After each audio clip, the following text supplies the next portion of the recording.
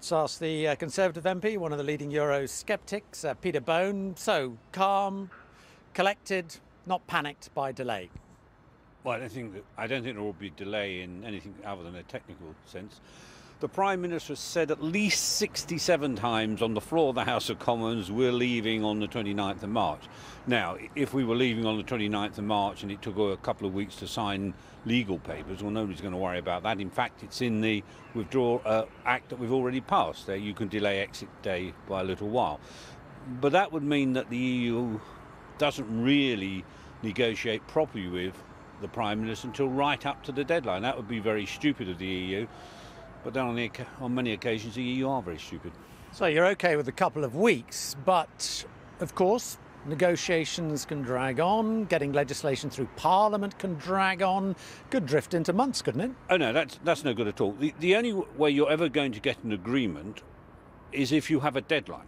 If you push the deadline back, the EU will just extend and extend. They have no incentive to do a deal other than to have a fixed time, and the 29th of March is clearly the deadline. And if the EU isn't going to engage with the Prime Minister said exactly what she wants, what the British Parliament wants. If they won't engage on that, then we're going to come out on a no-deal basis, no problem with that, and that will happen on the 29th of March. So it really is in the EU's court now. OK, let's talk backstop. Are you convinced that the Prime Minister will not accept anything less than a renegotiation of the withdrawal treaty? Yeah, I think that's right, because she said she's going to reopen the withdrawal agreement and she's going to have a legally binding text. So I'm not sure how you do that unless you reopen the withdrawal agreement. So that's absolutely what should happen. And you know, she went down to the biggest defeat in Commons history. So the original agreement clearly is not acceptable. They can't come back with a fudge. They have to have fundamental change. So just to be clear, if she comes back with something like a legal addendum or codicil or memorandum on the backstop, not good enough. It has to be the treaty being rewritten to take on board the concerns over the backstop. Well, I'm not a lawyer, but the lawyers in the House say that unless the text of the withdrawal agreement is changed, that trumps anything else.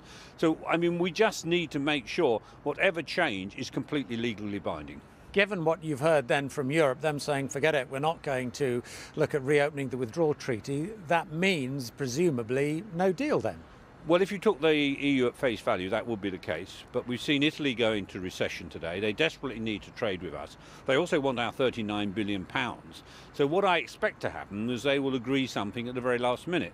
And of course, the EU has form on this. That's what happens so many times. So I think what they're saying now, and where we'll be at the 29th of March, is very, very different.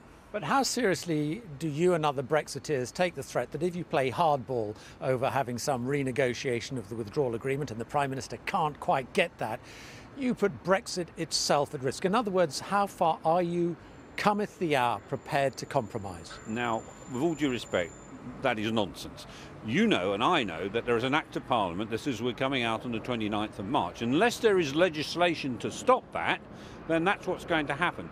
So people saying Brexit will be lost if we don't have a deal are completely wrong. Of course it would be better to have a deal, and the Prime Minister has the backing of Parliament to get a deal. If the EU won't play ball, it'll be the EU that stops the deal, not Theresa May. OK, Peter Bone, thanks very much for your time.